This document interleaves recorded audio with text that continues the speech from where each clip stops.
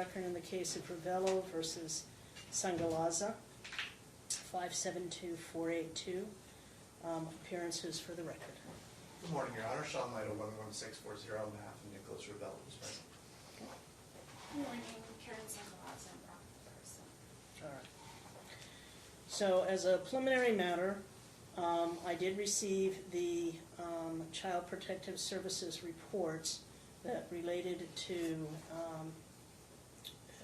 reports that were made to them on the November 21st of 2019, which was the week before the evidentiary hearing. A letter or an email was sent to both parties indicating if they wanted to review those reports in camera in chambers, they could do so. Neither party availed themselves of that opportunity, but they were also told if they wished to do so, they could review them today, although no party indicated that they intended to do that as an abundance of caution. I indicated that if they wanted to review them, they could, and they did review them prior to my taking the bench. I would caution you that information contained in those is confidential, and it should not be shared with persons outside of the parties. And at some point when I discuss those findings, I will clear the courtroom of anyone who is not a party or an attorney, because they are confidential records. They are not to be shared. They are not to be discussed with third parties or disseminated, and that's per law. So I want to make sure that both sides understand that.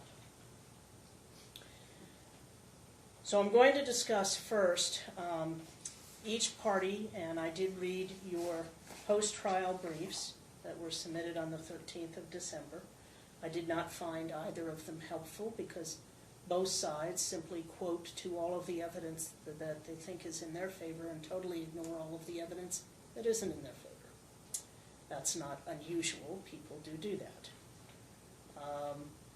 But, you know, it's a review of the evidence, and I did look at them with regard to it, but I don't agree that how the law was applied to that evidence was impartial or objective on either side.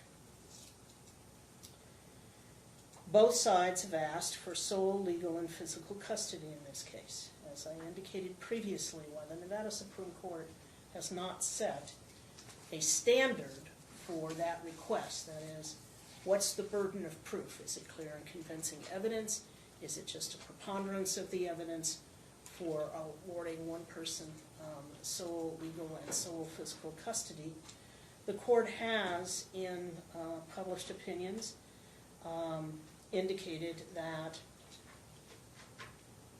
that is the equivalent almost of terminating parental rights, and therefore it should not be done without substantial evidence, which is more than just evidence that a reasonable person could rely upon, but really a finding that one parent or the other, for whatever reason, is simply incapable of acting as a parent, and it is the best interest of the child that that parental relationship, in essence, either be terminated pending that parent treating for whatever the issue is, mental health, for example, alcoholism, drugs, that makes them unable to parent, or potentially supervised visitation. So I'm going to start first with discussing credibility. So with regard to the plaintiff, and I will always start my comments with the plaintiff, but that doesn't mean that the defense should think that somehow or another I'm not going to get to you. Because I will say right from the beginning, you are both incredibly immature individuals. You both have put your dispute and your desire to control the other or ignore the other or not want to have to deal with the other before the best interest of your child. And I have a number of examples that I will get to. And so, quite frankly, neither one of you are particularly ideal parents, and you don't seem to care about that. You just seem to care about how you can score on the other person, and that's evident from the talking parent records, CPS comments that are made to CPS, testimony in the court, and some of the testimony of witnesses. As between the two parties, Mr. Ravello has more credibility simply because he frequently says things that aren't in his best interest and just admits to them. And he does that with CPS, he does that with his trial testimony, he's done that in some of his pleadings. That doesn't mean, however, that that's simply a factor in that, in contrast, Ms. Sangalaza will say anything and, in fact, misrepresent to the court or to CPS by omission in order to try and persevere. Her parents clearly had bias in this matter. When asked to give specific information, they both resorted to the "I don't remember," and they both gave very general concepts of that Mr. Ravello somehow is a drunk. But there's absolutely no evidence except for one old DUI. And if in fact he were intoxicated, then all the times that he would have dealt with the police in this case, which are several, and at the time of the exchanges, the police could have, because the exchanges, for the most part now, have been taking place at the police department. Certainly someone could have said, "Hey, officer, I don't want to do the exchange because he's intoxicated or he's high," or anything of that nature. So there's absolutely no evidence presented that he has been under the influence of alcohol or drugs at the time that he's cared for his son. And the fact that you keep insisting on these things and doing little things like talking about how he's drunk, and yet the communications on the talking parents don't reveal a person who is under the influence. You read his responses and your responses. There's simply no evidence to conclude that he's under the influence. And your parents clearly are biased. His witnesses were not particularly helpful in the long run. It isn't so much that they're biased. They obviously have the same bias, family bias. But they haven't had a whole lot of time seeing how he acts as a parent. We have one person who lived with him for a period of time who could testify. I believe that what she saw was appropriate parenting, but other than that, we don't have a lot of evidence from that. I believe that Ms. Sangalaza takes care with her son, and she is an active mother, and I think that she benefits from the presence of her mother and potentially from her father, because they're a stabilizing influence when it comes to taking care of Julia. And so that is a strong support mechanism for her. Mr. Ravello does not really have that kind of a support mechanism here in Las Vegas. He does have it in Wisconsin/Michigan because of the borderline. I think there's some crossing over of borders in there, but where his family primarily resides. So when I looked then at all of the evidence in the case, and going through the factors that I'm going to do, under NRS 125C035, and then I will render my decision. So we start off with the fact that the statute says that the sole consideration is the best interest of the child. However, the statute also indicates that if you find that joint custody is not in the best interest of the child, you have to make specific findings. If you find it is in the best interest, you really don't have to make the specific findings, although I think the Nevada Supreme Court still prefers that you discuss all the factors on the record. NRS 125C.001 talks about the fact that it is the state policy to encourage essentially equivalent duty and responsibilities and relationships between children and their parents, whether the parents were married or never married. There is a preference for both joint legal custody under 125C002 and joint physical custody under 125C0025. That becomes mandatory if the parties have agreed to an award of joint custody. In this case, they did agree prior to the hearing, at least to a temporary award of joint custody in the parenting agreement. However, I also feel that subsection B, that is that the parents have demonstrated or have attempted to demonstrate, but have had their efforts frustrated by the other parent, an attempt to establish a meaningful relationship. In this case, Mr. Ravello has attempted to establish a meaningful relationship, and he has in fact had his efforts thwarted deliberately at many turns by Ms. Sangalaza and her conduct. So the preference for joint custody applies. Going through the factors, and of course, both Judge McKee and Judge Gentili awarded temporary joint physical custody, except for a short period of time when Mr. Sangalaza was awarded sole legal custody and physical custody, but that was in response to Ms. Sangalaza not obeying court orders. And then subsequently, the court returned it to joint. So when we look through the factors,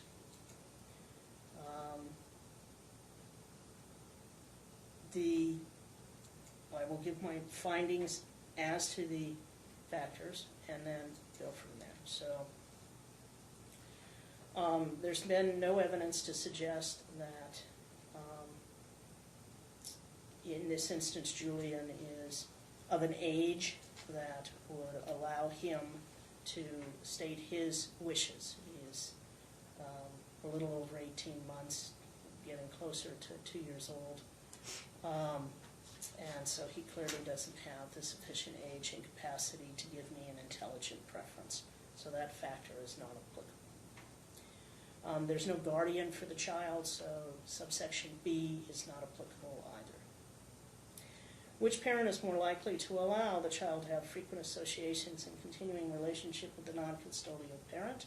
That would be Mr. Ravello, and it's definitely not Ms. Sangalaza. You have engaged Ms. Sangalaza in a continual campaign to separate Julian from his father. You have told me that the texts in which you essentially said you're going to have to pay and he's going to grow up and he's not going to know you as a father were apologized for, implying that that was just a poor judgment at the time of the text. But that's not true. When I look at talking parents, at every opportunity you refuse to co-parent, almost unanimously and not to the best interest of your child. And I'll give some specific examples. And as I said, I will get to Mr. Ravello as well, because there's many things in that that aren't favorable for him. You refuse to provide medical information. If you're truly concerned about your child and about dealing with the rashes and about dealing with potential viruses that he's had or earaches, you would certainly tell the father, this is what the doctor said and this is what the doctor said we should do and here's the instructions. And if it's prescription medication, you have to send that during the exchanges. When it's over the counter, you don't. You're quite correct. But you do have to tell him. And repeatedly, when he's asked for that information, you have refused to provide it. You haven't even provided it in the sense of telling him the doctor said he needs to take this kind of medicine, it's over the counter, You know, you can go buy some at any drugstore, and here's what the doctor said and how often you're supposed to supply it. You are not relieved. In fact, you have a duty under legal custody to provide that information, and it is incredible to say that you care about your child, but you don't care enough to provide the father with the medical information to treat physical conditions. And to say that that's appropriate is an absurdity. You simply don't want to co-parent, and you don't want to provide him. And in part, you answered at times with statements like, well, you're not paying for medical expenses either.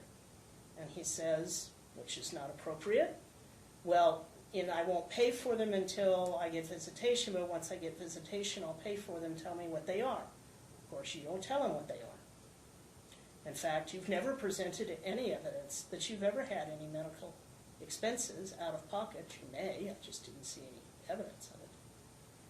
It's also interesting that you get treatment at quick care facilities or at Southwest Medical, and that's what you represented to the court initially. But then at the time of trial, suddenly there is no insurance, no Medicaid, no nothing. You just go to the ER, and I guess the ER just treats and never sends a bill. That doesn't ring true. So you are not relieved from your legal custody requirements. And if you truly cared about your child, you would provide that information. If he ignores it, that's on him. And it's on him that even without that information, he ought to have the common sense to deal with what's an obvious rash and to go talk to the pharmacist, go to the ER, go to Quick Car, talk to his mother, mom, what do I do? All right? I don't forgive him for that, and I'm going to get to him for that. But that does not relieve you of your responsibility. It simply shows that you have an ongoing refusal to co-parent. And it's deliberate, and so under that factor, overwhelmingly, I find in favor of Mr. Ravello. There are additional examples, and one of those is I will discuss when I get to the CPS records and I excuse your mother from the court.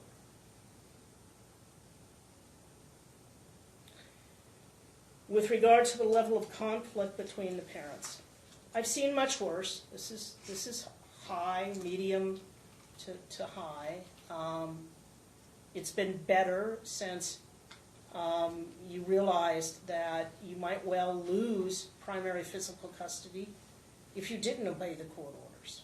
So you have been much better about obeying them, and that's to your benefit.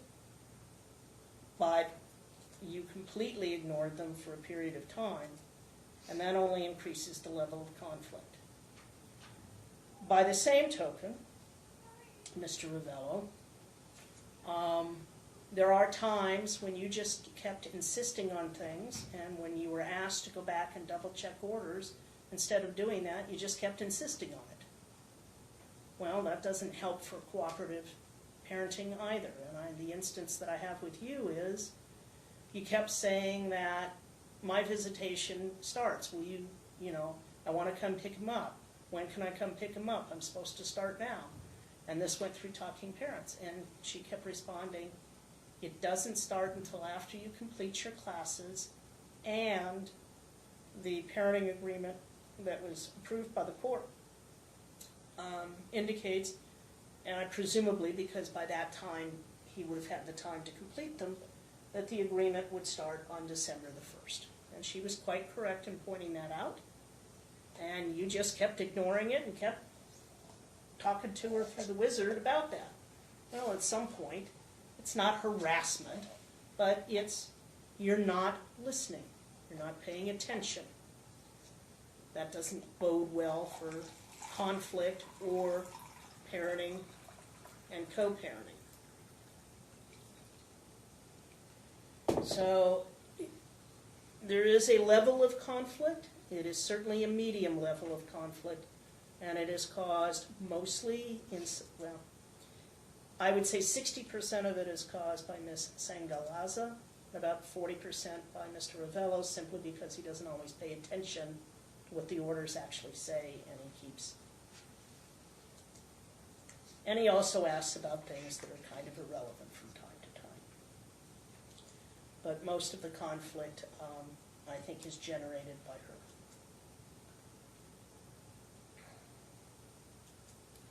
With regard to the ability of the parents to cooperate to meet the needs of the child, the answer is Ms. Sangala doesn't seem to have that ability, because she's never, Sangalaza, excuse me, she just continually refuses to do that.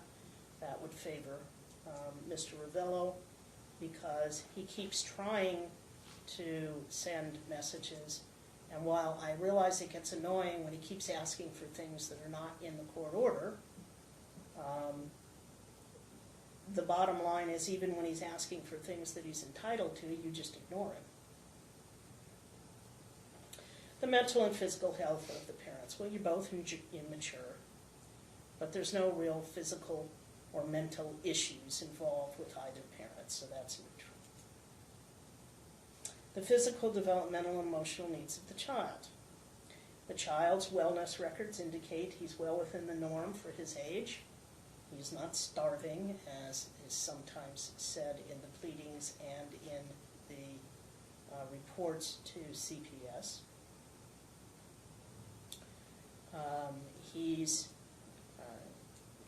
And the evidence is that he enjoys his time with each parent, but he clearly suffers when nobody treats his diaper rash appropriately. And in that, Mr. Ravello is the one who doesn't shine with regard to that. The nature, so in terms of the physical needs of the child, I find that slightly favors Ms. Sangalaza for this reason. And I appreciate your honesty on the stand, Mr. Ravello, because you were, but you were told months ago that regardless of whether or not she gave you the information, you had a duty to address your child's physical needs. Clearly, when he was in the ER with the rash that he had, it was an obvious rash. You admitted that you knew it was there. You admitted that he cries when his diaper's changed because of the rashes. And yet your response continues to be, I don't know what to do because she won't tell me what the doctor said. And you were told months ago, regardless of that, there are many things that you can do independently as a parent to address that. This is diaper rash. This is not juvenile diabetes.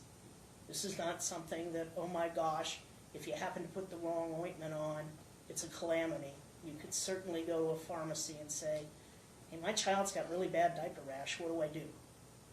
And of course, you could have just as easily gone to an ER yourself.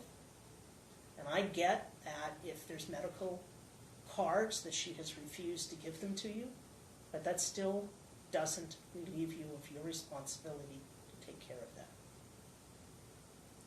And so on that factor, I do find for her, but I condition it because she's refused in her own right to address those needs by not providing him with the doctor's information.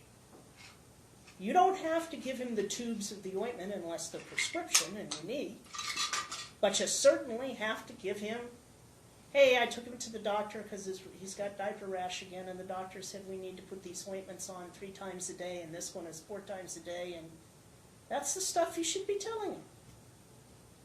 And the fact that you don't tells me that you're more interested in making him look bad than you are in what would be best for your son. With regard to the nature of the relationship of the child with each parent, the child enjoys his time with each parent. I don't have any doubt that he enjoys his time with his dad, he enjoys his time with his mom. I'm sure he loves his paternal and maternal grandparents, although he clearly will have, so long as one set of grandparents is right in the same city, he'll always have a closer relationship with the maternal grandparents violence than the paternal. That's natural. It's just distance and the way that things are. A history of parental abuse and neglect. There is no history of parental abuse or neglect of either the child or a sibling. Is there a sibling that a relationship needs to be with? There is no sibling relationship issues in this case.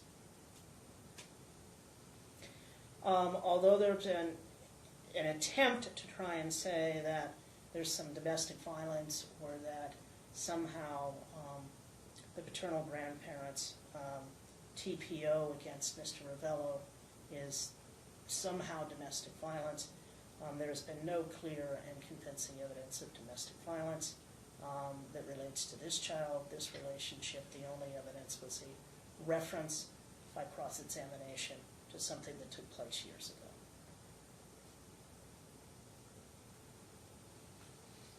There's no acts of actual abduction. Ms. Sangalaza did routinely refuse to comply with court orders, even when the police were there to enforce them.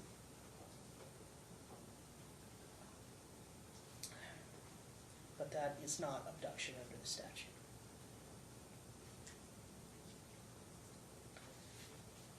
So I'm going to talk a little bit more about why neither one of you should get sole physical custody and legal custody. Neither one of you has demonstrated that the other person has mental health issues, a significant drug or alcohol condition, or anything else that makes you an unfit parent. You're just immature and sometimes stupid in how you deal with one another, and the fact that your failure, your decision to want to be one up on the other parent is hurting your child.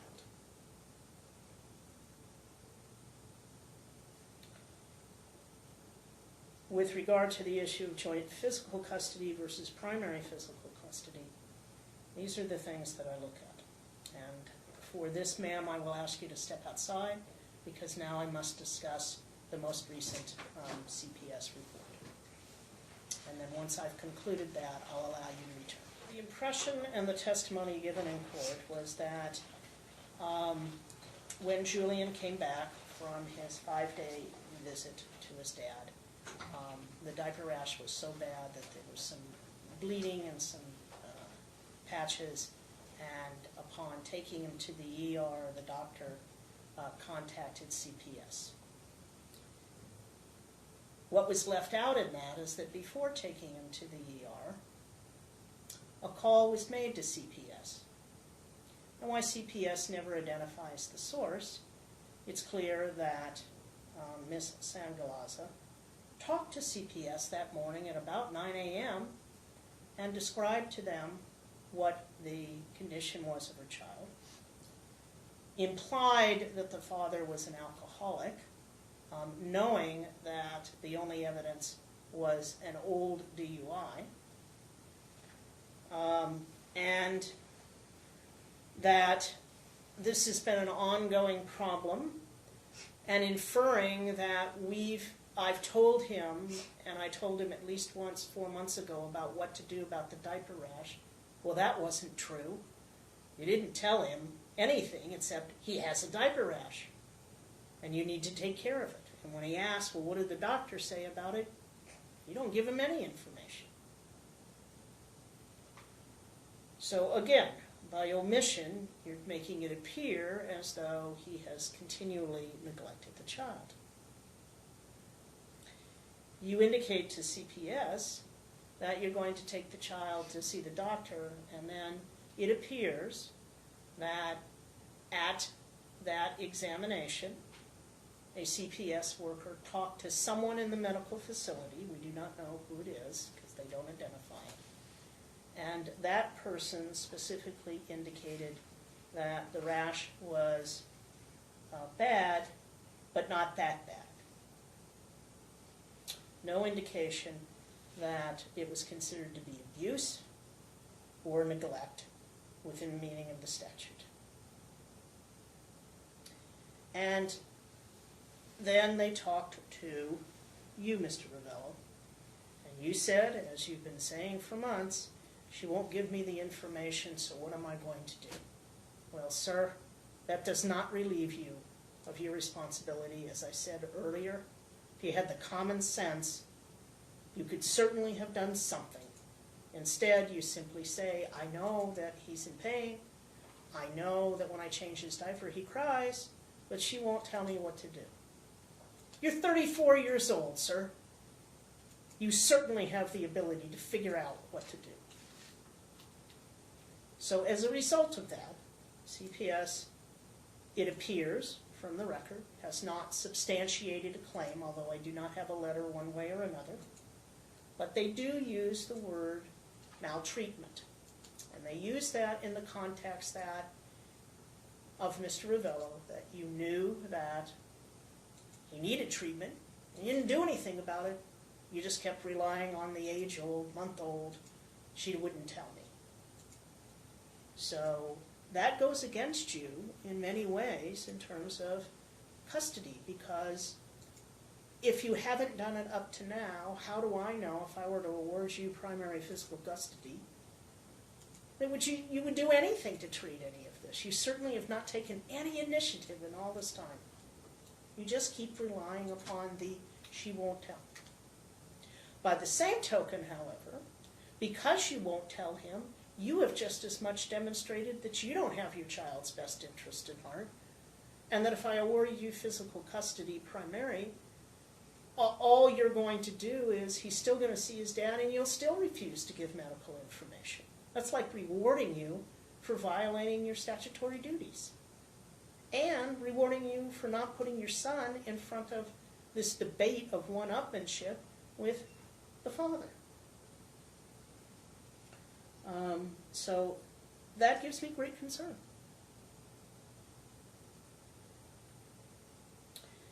The CPS records also indicate, as I said, that you have engaged in a campaign of sort of misleading statements with regard to the capabilities of Mr. Ravello, when you could have just told the perfect truth. You could have just, frankly, provided him with the information, and then if he didn't go out and get the ointments, you'd be sitting pretty, because he clearly had it. But because you didn't do any of that, and you actively are plotting to try and figure out how to sever his relationship with his son, it doesn't help you. And one of the things in the statute that we deal in terms of primary physical custody is, in best interests, are you going to foster a relationship? The answer is no. That's simply going to encourage you. So the real issue that I have to look at is, knowing that Mr. Ravello has not demonstrated that he will take care of these kinds of problems promptly, do I continue with joint custody or do I make it primary physical custody? Well, I'm sorry, I'm not going to find that someone who engages in active primary parental alienation should have physical custody, because that's just as bad and against the best interest of the child. He needs to have a good relationship with his father. By the same token, I am going to cut down on the number of days, because the 2-2-3 is not working. 5 days is too long for you to be with your son, because you haven't demonstrated you will take care of these issues in a timely fashion. So I will be changing physical custody. It will still be joint, but I will not, because I'm not going to encourage parental alienation, but I'm going to go to more of a 3-4 custody arrangement. This is not to say, Mr. Ravello, that I'm not aware of her behavior, because I am. But your behavior has to do with physically failing to treat your son's issues while he's in your custody. And that's not her fault. You have all of the ability to deal with that. And had you done that, then you might have gotten primary physical custody, because she has engaged in such parental alienation. But you didn't. So for the same reason that I'm not going to award her, I can't award you. you haven't demonstrated that you will address these issues. All you've kept saying is, she won't tell me. Well, she shouldn't have to tell you. It's a physical condition that in the CPS you admitted you knew about.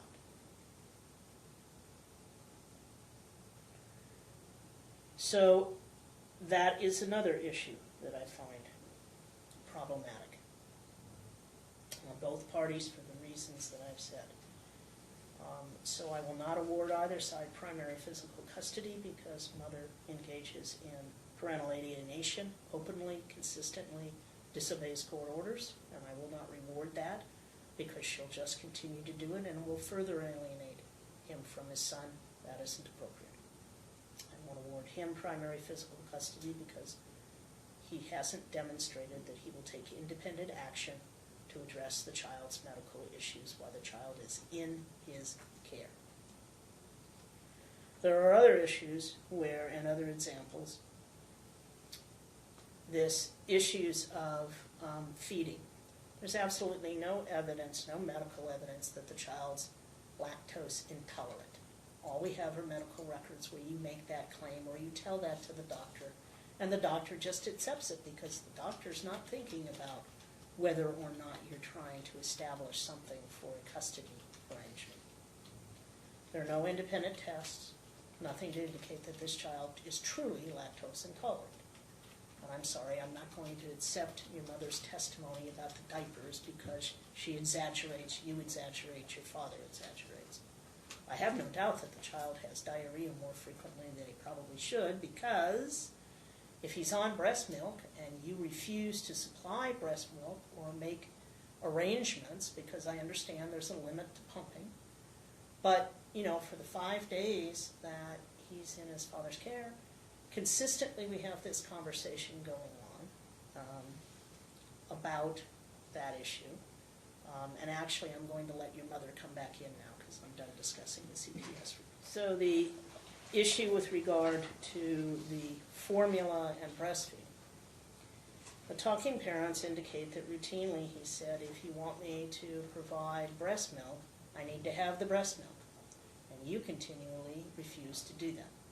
At times you say, I can't do that because I can't produce enough, but you have to milk every day, you have to use the pump every day, so there's no discussion that you would see in parents about, listen, I'll drop the extra bottles off, or, you know, we can meet at the police station for the extra bottles.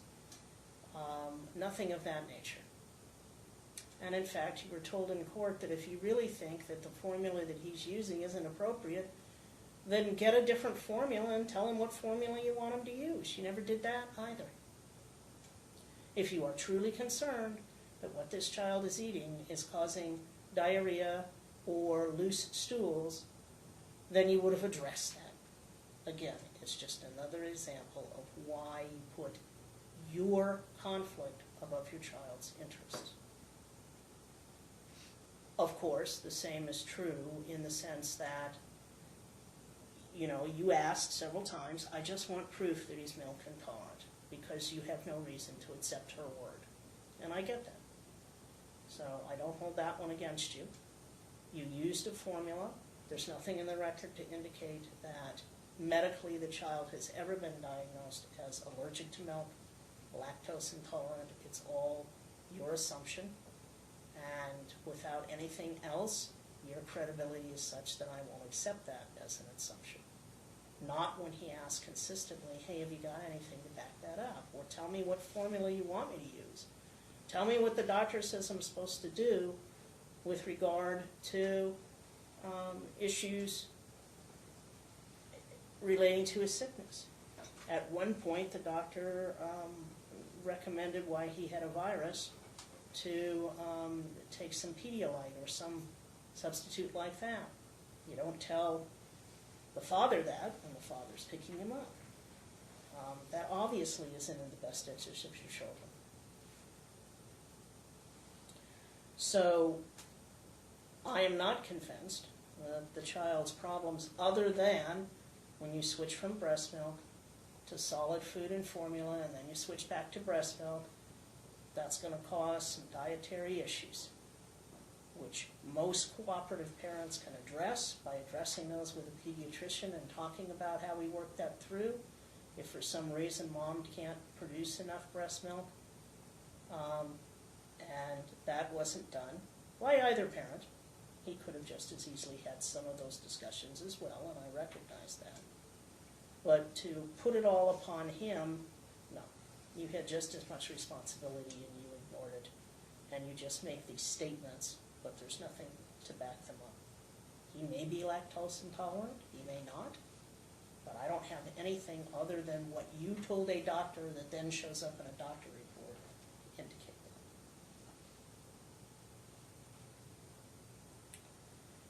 So I don't find that his failure to listen to you in terms of what he's feeding the child, that he's starving the child is well within its weight limits, Julian is fine. That's not the same issue as I do hold it against him with regard to not treating the diaper rash. There are additional issues. On January 30th, the court said that his visitation would begin at 1 p.m. that afternoon. The report about showing up at the house was for January 31st. But the incident apparently took place on January 30th. The actual order says that the pickup would occur at 1 p.m. on the 31st. I simply make that notation because when the incident was actually reported and when the TPO was requested was sometime after the events. While jumping over a wall and pounding on the door is not the most mature way to handle things, I can certainly understand, because when you showed up, everybody had been in court that morning and they knew perfectly well you were coming over to pick up your son. And instead, mom and grandma aren't at the house, allegedly. So for the grandfather to say, gee, I didn't know what was going on, well, he was in court that day too. He didn't deny that he was in court. He just simply had memory loss when he was asked, didn't you hear that? Well, I don't know, I don't remember.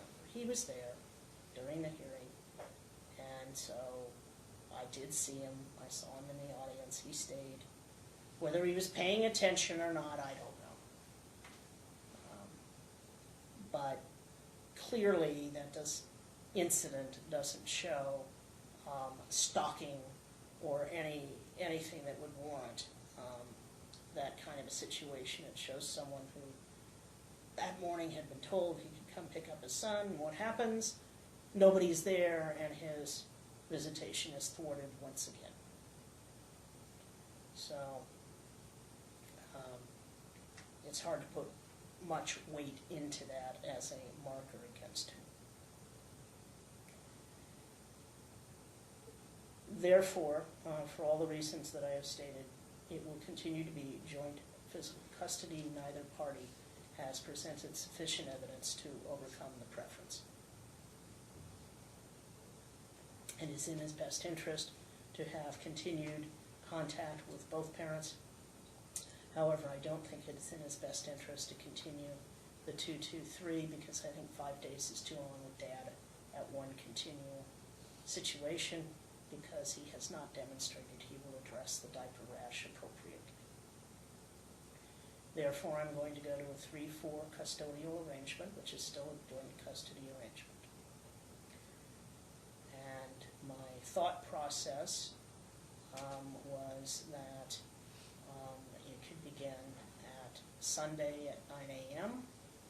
and continue to Wednesday at 9 a.m. So that would be Sunday to Monday, Monday to Tuesday, Tuesday to Wednesday. So that would be 3 nights, clearly within the Rivero formula.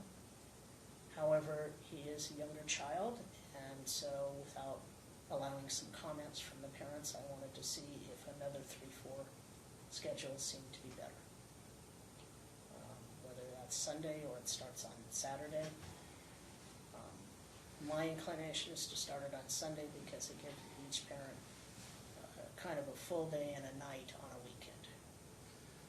So, So I will ask you first as plaintiff to indicate. well, what I would like to just throw out there, respecting everything that the court has said today, in terms of this sort of one issue, which you, according to your findings, is at least in a minuscule way mitigated by the failure to share information, and that is frankly easy to correct. That if the concern is the 5 consecutive days for either party, that rather than a 4-3 that's sort of permanent in nature, that we do a 3-1-3, where there is never, so the longest that the child is with either parent would be 4 days at a stretch, right? So that where we have 1 day that alternates each week, and then that way each parent has 1 week 4 days, the next week 3 days, 1 week 4 days, which is a true joint physical custody schedule, which approximates what has been going on for now a year. So week 1, one parent would have 4 days, week 2, one parent would have. Week 1, the other parent would have 3 days, the next week. Correct. It would flip. And then, so all we would need to determine is which 1 day of the week makes the most sense to alternate between them. That's what I would propose, and I think that most closely, I think it deals with the court's concerns, and at the same time maintains the status quo in terms of over the long run. Ms. Sangalaza? I like the proposal, the first proposal that you gave, because the 3-1-3 requires too much contact, too much exchange for him. I mean, when he starts going to school, I know he's only about to be 2, but over here we can enroll 3 Head Start. But when he starts going to school, it's going to be way too complicated for him. I mean, it's better if we're just exchanging the 3-4. It's still only 1 exchange per week either way. It's just setting a schedule that's on a calendar that both parties know what it is, week 1, week 2. That's where the confusion can come in. So I appreciate your, and when days change, children can get confused. There's some validity to say, wait, I thought I was, as kids get older, right, at 2 it isn't going to make too much difference, but at 3 or 4 or whatever, until he gets to an age where he can sit down and actually say, we switch off because that's just the way the court order says. The easiest day to switch in that arrangement, in that 3-1-3, is usually like either Saturday or Sunday, because then it does tend to work over the long term, even once the child reaches school age. And with these parties, I don't want them to be in a situation where they're coming back to court, year after year and saying, this just doesn't work for us right now. And that's why I'm trying to create, because of the conflict and because of the lack of co-parenting, if we can create a schedule where there's 1 exchange per week, but there's, so like, again, I'm not proposing that it should be Saturday, but it would be, the 4-day period would include Saturday. So if it's, Wednesday, Thursday, Friday, Saturday is the 4-day period, but that Saturday alternates. So it either gets added on to the Sunday, Monday, Tuesday period, or it gets added on to the Wednesday, Thursday, Friday period. That kind of solves the problem. It just seems complicated. I mean, I can't even understand all of that. I do understand what he means. It generally deals with what we call a week 1, week 2 schedule. So in week 1, you would have Julian for 4 days, and then he would have Julian for 3 days. Then the following week, he would have 4 days, and he would have 3 days. So what it means is that the day that would alternate is whatever that day is, so Saturday. I'm not saying that I'm going to do that right now. I'm just explaining that's how it works. So you would have a calendar, and your calendar would just say, okay, these are my days, these are his days. Yeah, may I? You may. When it comes to having I work, I mean, I need something that's set so I can, be able to work that around my work schedule, whereas he doesn't work. He can work with a alternating, swap day. I'll take, because I want to think about that, so I'll probably take about a 5-minute recess before I set what that schedule is. Let me go on to the issue of child support. I did not see an updated FDF. You're now working again? My last one, my recent one, it's less than 6 months old. I looked, but I didn't see, so I might have missed it. Yeah, I don't see one. I have one, it has my job that I worked, and it has my pay stubs on there too. You know, I looked, I didn't see that. So that's okay if you just tell me orally what your gross monthly income is, and you can file it again. But I looked and the clerk is looking, and we couldn't. I'll tell you exactly what We it was. might. I had looked, but it hadn't been filed recently. The last one I have, according to my notes for you, was January of this year, at which point you indicated you still weren't working. No, I mean... I believe you. Yeah. I'm not saying you didn't do it. What I'm saying is for some reason it didn't get there. So I don't know if this was one of the times when you had an unbundled attorney and you gave it to the unbundled attorney and No, they didn't it was- get it filed? It was filed, the last judge looked at it, she was able to look at it and determine, it was filed. It was in January, but she was working, Yeah. but it's been more than 6 months. Okay, yeah, okay, I understand. So on January, when I looked, it looked to me as though it were zero, but I also noted that there were two different FDFs, so I might have missed one. Yeah, it's So the what's way the, it looks. what's the gross monthly income? She didn't put a gross. What she actually did was put how much she earned, her hourly wage of $8.25 for 21 hours, and then she said her weekly income. Oh, she wrote $750.75. I didn't see it because it was so. And what, you probably missed it just like I almost missed it because it's actually not. It's typed in and it's so little. Okay, so $750.75 is the what she weekly. put in January. Yeah. All right, hold on. And that's not weekly, right? That's what you put for your GMI, gross monthly income. Mm-hmm. Okay. So now we're going to get to the issue of child support.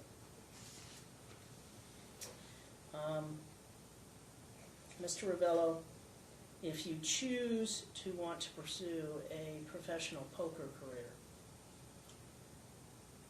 that may be your choice, but when you have expenses that are, your latest affidavit would be $3,700, previously it was $3,900, because you're living off of your aunt, or there's been some suggestion that at one point you had a trust fund income, because that's how your aunt knew what your finances were.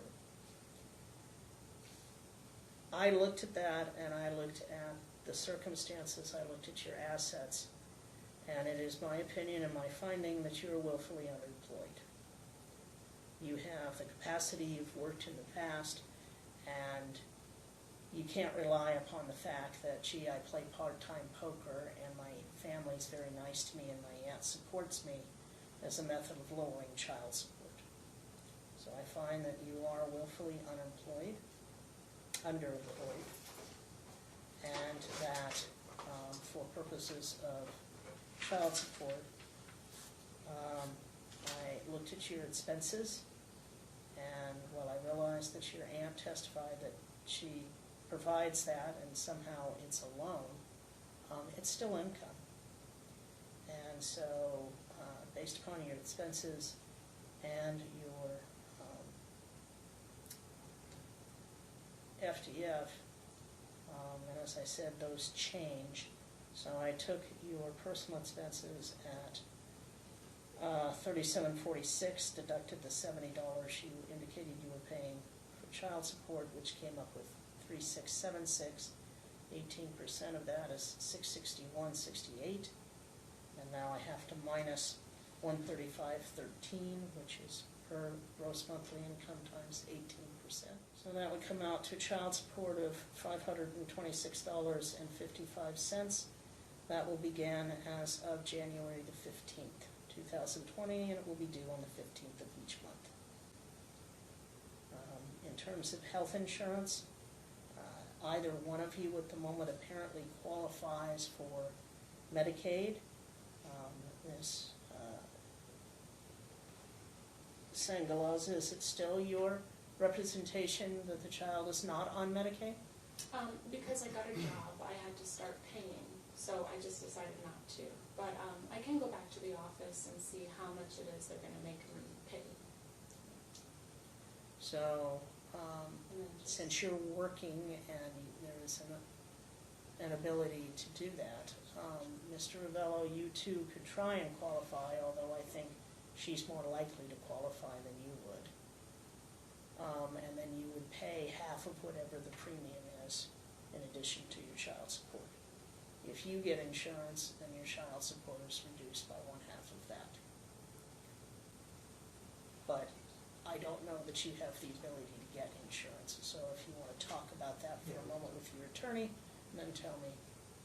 I don't know that we would be able to give that answer to you today. I think we can probably just put So- language in the decree that's conditional. So at the moment, I'll say that you are the one responsible and that, but you have to provide him with the cost and then that's added as 1/2 the child support. However, if he's able to obtain insurance, then the same thing would apply and you'd have a deduction, okay? The 50/50, 30/30 rule will apply, which means that if there are any out-of-pocket uninsured medical expenses, then the person who received the bill or actually paid the expense has 30 days to send a copy of the bill to the other party. If you paid it, you need to provide proof that you paid it, not just the bill. The party who receives it then has 30 days to pay their 1/2, and that's or to dispute it, and, you know, what is this, and I didn't agree to it. You don't have to agree to all medical treatment, but there are certain things that, like braces, where the parties really should discuss it before you get into it, things like that. Obviously, he's a little young for that, so I don't see that as an issue at the moment. If the other party doesn't pay and doesn't dispute, then obviously that becomes an issue potentially for a motion for enforcement. If you have not paid the bill, then you inform the other party that you haven't paid it, and then they just pay their 1/2 directly to the health provider, and the party who got the bill pays their 1/2 directly to the provider. And each should provide the other, through talking parent, with proof that they did what they were supposed to do. Your Honor, I'm sorry. Yes. Could I just jump back real quick on the child support calculation? I appreciate and do not challenge the court's Well, no, you're free to challenge it. math. I No, don't expect I you to. don't challenge your math, and I also don't frankly challenge the underlying finding of willful underemployment. But if we're relying on an FDF from January of this year, since that time, Ms. Sangalaza has also completed her college education. And she indicated has that she was finals, I working- believe, tomorrow, Right. or No. graduation tomorrow. No, it was 2 days ago. 2 Yeah, days 2 days ago. Very good. And we also have in that FDF an indication that she's only working something like 20 hours per week part-time. So in terms of, I would like us to be able to revisit this issue of the amount of the child support by motion subsequent to the becomes entry of fully the employed. decree. And I think that there should be a suggestion that at this point, there is no impediment to her obtaining full-time employment. May I? If you're gonna make the There's finding for also- him, I got you. Your Honor, I'm still working, I'm actually working less days because restaurants are slow during this time, but also, there's also no impediment for the plaintiff finding a full-time position as Oh, well. that's why I already imputed income to him. right? Yeah. Yeah, I did that. Yeah. So I think the issue is that right now, you've indicated that your income has not changed. I will accept that representation, although you're supposed to file a new FDF. But the issue is, if you get full-time employment, you're required to file that FDF, and that will undoubtedly result in a 20% change in a motion to recalculate child support. Right. And that's all I'm asking for is language that allows And if- for that. And if you have the ability to get full-time employment, I mean. and you I'm- don't, Right. right? Right. then the same argument can be made against you of willful employment. That's all Mr. Lytle is saying. I obviously can't make any findings because I have to wait and see what happens. Right. Okay? So I believe those are all the issues other than my considering the two requests, whether it would be 313 or 34 on a permanent basis. If you give me 10 minutes to think about that, then I will give you that answer now that I know what the parties' preferences are. And just back on that too, Your Honor, and we'd be happy to see some language. I mean, I think frankly it's good for everybody. The issue in terms of the diaper rash, could be put into essentially like a behavioral order that tags along with the legal custody, the joint legal custody obligations of both parties, and then we could be very specific that Each during party is each party required- has an affirmative obligation during their custodial time to promptly treat issues, And medical to issues share as that they arise. information with the opposing Correct, party. and that would create, that would create contempt teeth for both sides, and I think it would solve the problem. So, I will Yeah. consider that. so did you want us to step out? No. Oh, I'm sorry. I'll step out. You don't have to. Okay, no worries. Yes, ma'am. Okay, I'm just gonna go ahead and say previous Judge Marquis had put in a behavioral order that he had to change the baby's diaper every 2 hours. We obviously didn't see that happen. I don't know that we did or we didn't. I don't have any factual findings to make on that. I think what you're raising to me is, how do we enforce it? Because then we're just continually, he's got a rash. Is it because he didn't change it? Is it because, you didn't change it? Where did the rash start, right? It's easy to say, you didn't treat it because you told me you didn't treat it, right? And it's easy to say, you didn't give him the information because I looked for talking parrots, and you didn't. In fact, you refused to. That I can make findings of because I've got evidence. I'm not so certain that putting it into an order for contempt will work. Right. That's your issue, right? Okay, so I will consider that in terms of what the order should say. It shouldn't be necessary because it's required under joint legal custody and parental duties in the first place.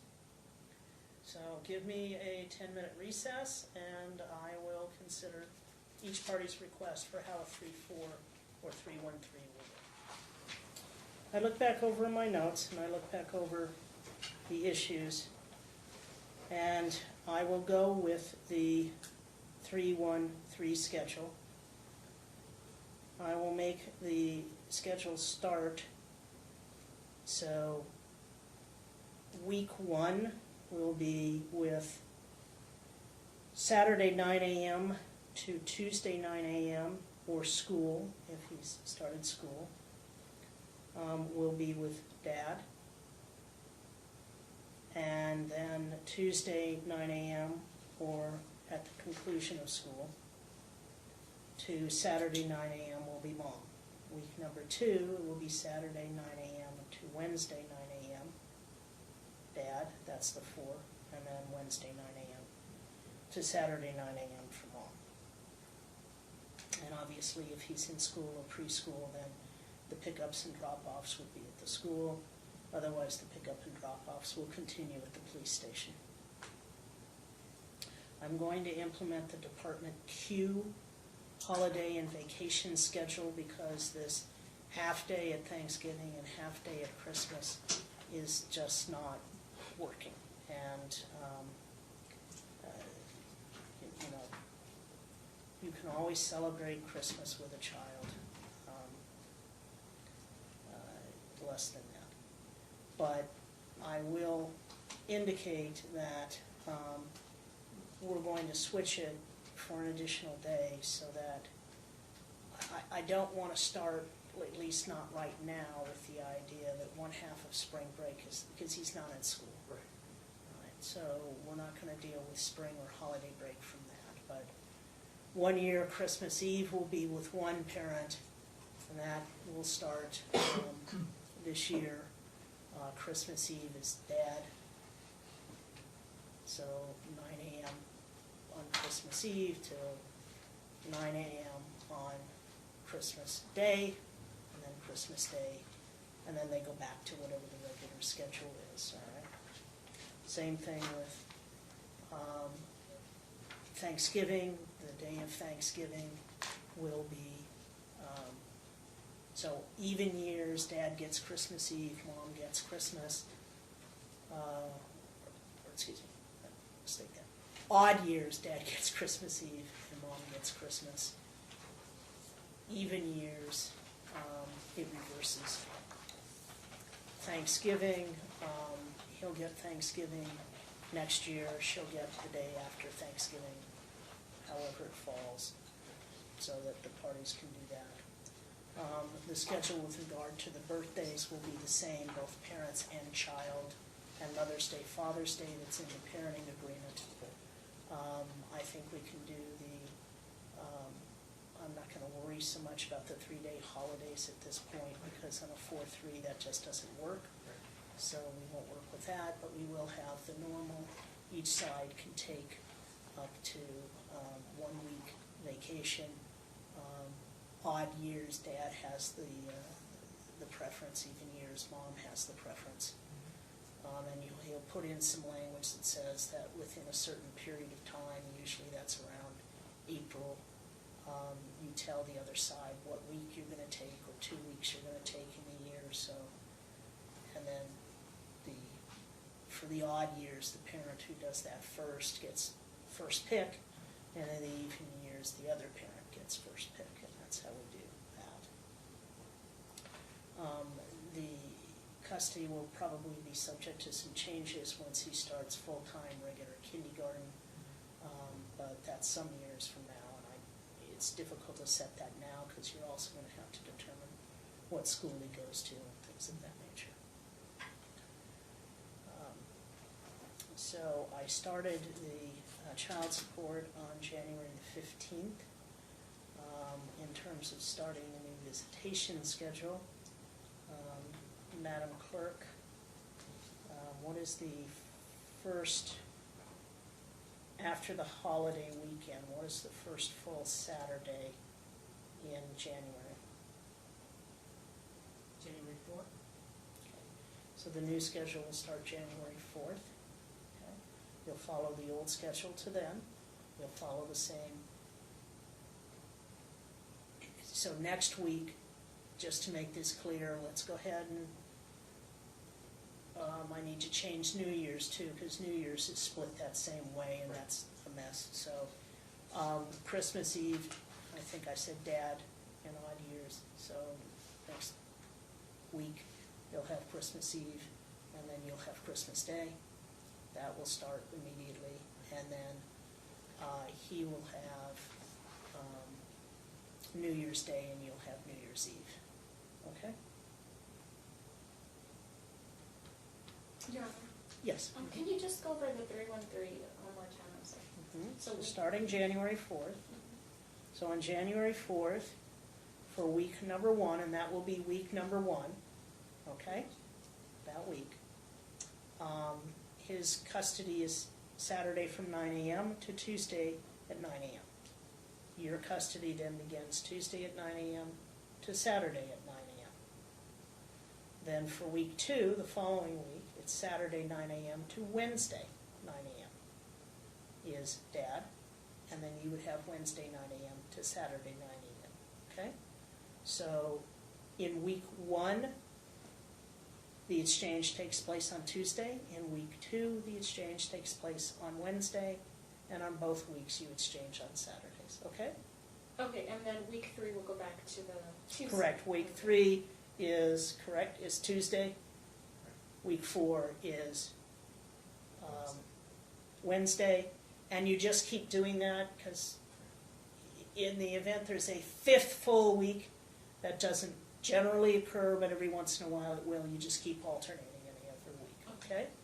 So you can take a calendar, put it on Talking Parents, and just put those exchanges on, and then you'll change them if someone takes a vacation in there someplace or another. So. Your Honor, just before we move on from the schedule, are exchanges still occurring at the headquarters of the Las Vegas Metropolitan Police Department? They are, I had previously said that, I think Okay. that's the safest thing to do, and the best thing to do. And if a party is going to be, I believe the standard rule is if a party is more than, some judges use 15, I prefer half an hour because traffic can sometimes be an issue in the town, and they have not given you a definitive time, then you're free to leave and the exchange takes place the following day.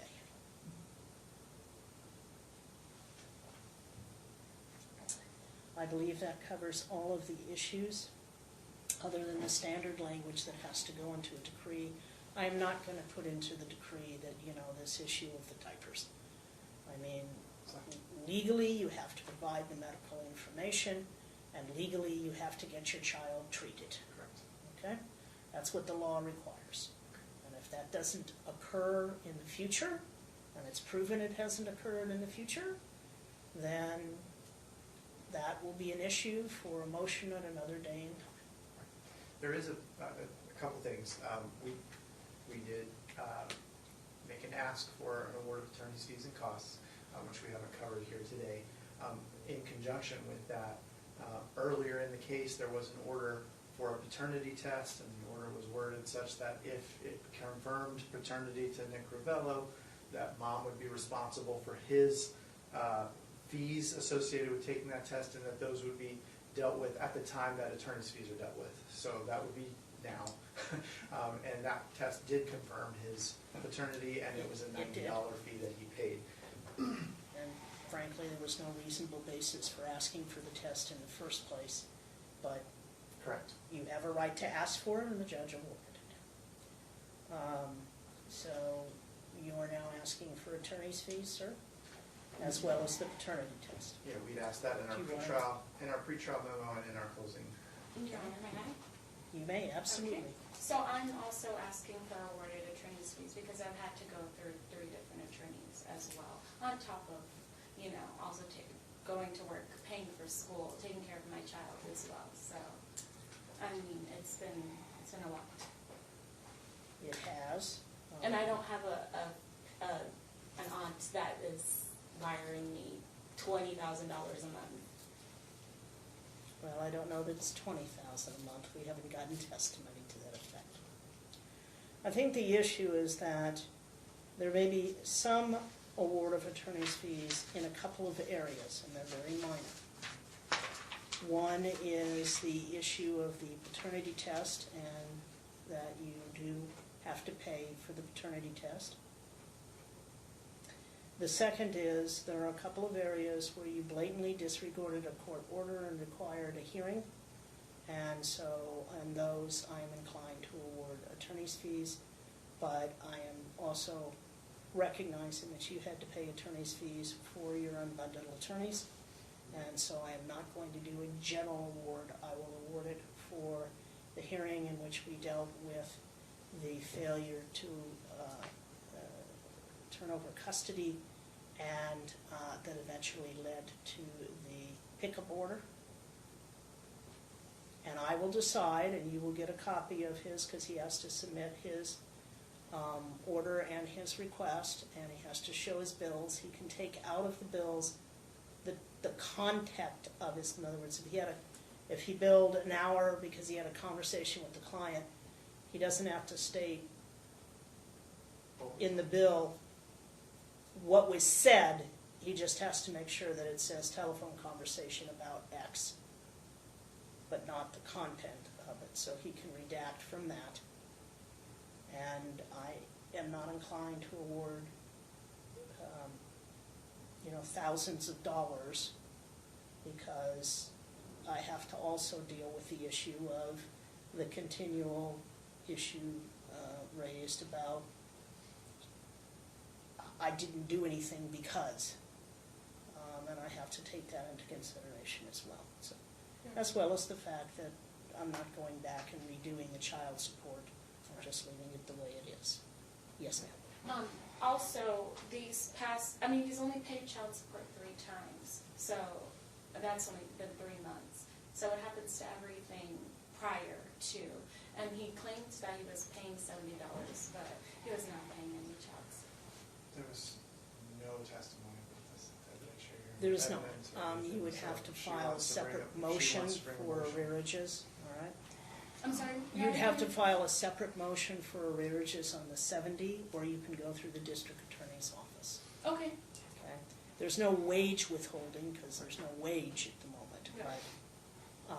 But I don't have any evidence, so I can't make a finding at this point in time Okay. that there are arrearages due and owing on the $70. Absolutely. Okay. All right, so,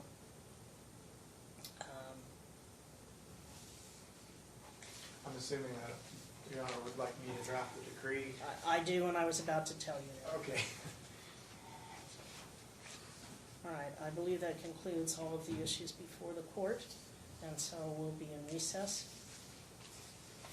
Can I get a, just because of the weirdness of the schedule right now, not for me, but for my Yes. staff, could I just get sort of a deadline of when the court would like to see that decree produced?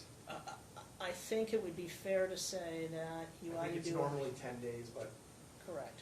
this time of year, that's a little bit tricky for me. No, well, it's tricky for anybody. It's Yeah. either Christmas or it's Hanukkah. Right. Or it might be some other holiday in Right. some other religion. Right. So I understand that. But we do need to have at least an order that deals with changing it Right. to begin on January 4th. So Could My could answer the is- minutes suffice until, at in least this on- case, I would say no. Right, okay.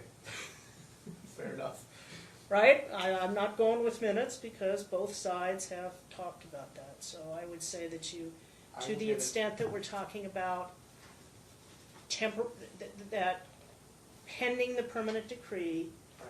that we're going to follow this new schedule, you do an order to that effect and you get that done by January 2nd. Perfect. Okay? the And then decree- if it takes you a little longer to get the decree, because I want you to have plenty of time to look it over as well, then that's fine. Okay. All right, so the decree then, We just I say would think 30 the days second from today, week is of that- January is when you would probably look to do that. All right. I think that's like, that would give us about 26 days. Can we just call it even 30? That's You're all fine. right with that? Okay, thank I you. will go that far because of the holidays in between. All right, thank you. And you submit it to Department Q, the law clerk will review it, after obviously you've shared it with Correct. Ms. Sangalaza. And if the law clerk thinks that something isn't quite, or there's some dispute and she needs me, she will contact me to resolve any dispute. All right? Thank you, Your Honor. Very good. So, we'll be in recess, and to both of you, happy holidays, as well as to your families, and hopefully each of you can enjoy your time with Julian and his enjoyment of the holiday. Happy holidays. Thank you. Susan.